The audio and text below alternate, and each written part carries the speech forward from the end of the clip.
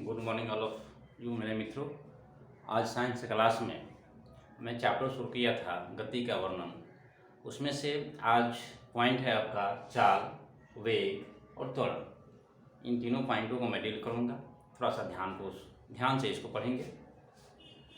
चाल क्या है, व्हाट इज स्पीड, इसके बारे में हम लोग को जानना है। चाल किसे कहते हैं? तो देखिए, अमूमन हम किसी गाड़ी या बस से जाते हैं या किसी ट्रेन से जाते हैं तो कहते हैं कि ट्रेन जो है 60 किलोमीटर प्रति घंटा की चाल से चल रही है। मतलब हम उसकी स्पीड को, उसकी चाल को हम लोग डिनोट करते हैं। ठीक है, तो यह जो है यह एक अदिश राशि क्या है, यह एक अदिश राशि है और इस चाल को हम लोग किस में मापते हैं? मीटर प्रति सेकेंड में मापते हैं। चाल को हम लोग मीटर प्रति सेकेंड में मापते हैं और इसकी डिमा होता है L/-1। ठीक है, चाल बराबर क्या होता है? चाल बराबर होता है दूरी बटा समय। अगर हमको चाल ज्ञात करना है तो कैसे हम चाल ज्ञात करेंगे? तो इसके लिए हमको दूरी ज्ञात चाहिए और फिर हमको समय ज्ञात चाहिए, तो हम चाल बता सकते हैं। मान के चलते हैं कि दूरी जो है वह 100 किलोमीटर है। दूरी कितनी है? 100 किलोमीटर। और इस दूरी को तय करने में 3 घंटे का या 4 घंटे का समय लगता है। मान के चलिए 4 घंटे का समय लगता है। 100 किलोमीटर की दूरी को तय करने में 4 घंटे का समय लगता है। तो समय हो गया आपका, ये तो दूरी बराबर हो गया 100 किलोमीटर और यहाँ पर समय हो जाएगा आपका 4 घंटा। समय घंटे में दिया हुआ है और दूरी किलोमीटर में है। ठीक है, तो हमको चाल ज्ञात कर देना है कि चाल कितना होगा। तो इसके लिए हम क्या करेंगे? जो सूत्र है, सूत्र पर इसको हम बिठा देंगे। चाल बराबर क्या होगा? दूरी का मान है 100 किलोमीटर और समय है आपका 4 घंटा। 25 चौका 100, मतलब चाल जो आ गया आपका 25 किलोमीटर प्रति घंटा। यह हम लोग का स्पीड हो गया। इस स्पीड से वह ट्रेन चाहे बस या ट्रक जा रही थी। फिर इसमें एक क्वेश्चन पूछता है कि औसत चाल, एवरेज स्पीड कैसे ज्ञात करेंगे? तो एवरेज स्पीड ज्ञात करने के लिए आपके सामने मैं सॉल्व करने जा रहा हूं कि औसत स्पीड, औसत चाल कैसे ज्ञात करेंगे। तो टोटल दूरी बटा घंटा, जो समय लगा है, जो घंटा लगा है, टोटल घंटा को या समय को हम क्या करेंगे? जोड़ देंगे। यह समय आपका मिनट में भी हो सकता है, सेकंड में भी हो सकता है, घंटा में भी हो सकता है। तो टोटल दूरी बटा टोटल समय। तो यहाँ पर लिखेंगे औसत चाल बराबर सूत्र हो जाएगा,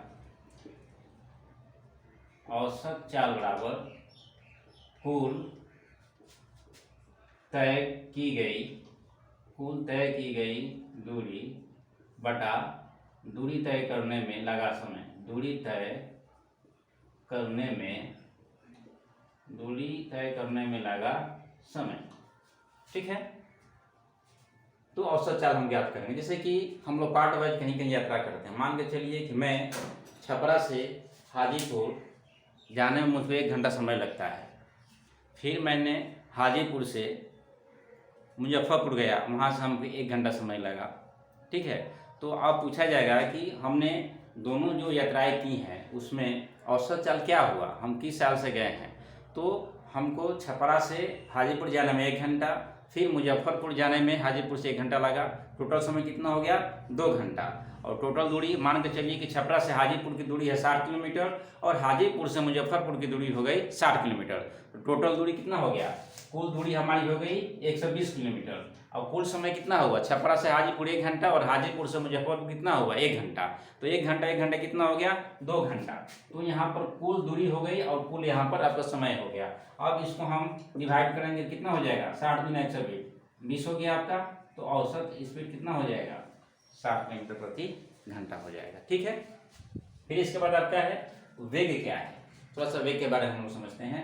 यह एक सदिश राशि है, इसका मात्रक मीटर प्रति सेकंड होता है, डिमा इसका L/-1 होता है। ठीक है, प्रारंभिक वेग क्वेश्चन पूछता है एग्जामिनेशन में कि वेग कैसी राशि है, सदिश है या अदिश है। तो आपका क्या जवाब होगा? यह एक सदिश राशि है। और चाल अदिश है कि सदिश है? तो चाल क्या है? अदिश राशि है। चाल क्या है? यह एक अदिश राशि है और इसका मात्रक क्या होता है?